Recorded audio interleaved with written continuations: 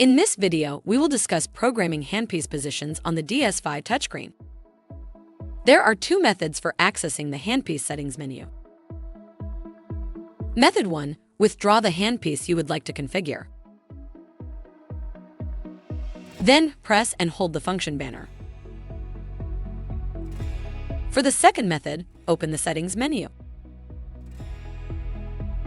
Select Equipment Settings. Delivery System. Then select the handpiece you would like to configure. Available configuration settings will vary based on the type of handpiece selected. Note, some settings such as block number or electric motor number may not match the handpiece position number. Instead, they will be determined by where the handpiece is connected inside the delivery system. To change the configuration, select the setting you would like to change. Choose your desired configuration.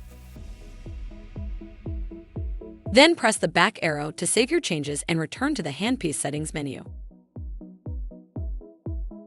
Once you have finished configuring your handpiece, press the Home button to exit the menu and return to the home screen. Remember to test the handpiece and confirm your settings are performing as expected.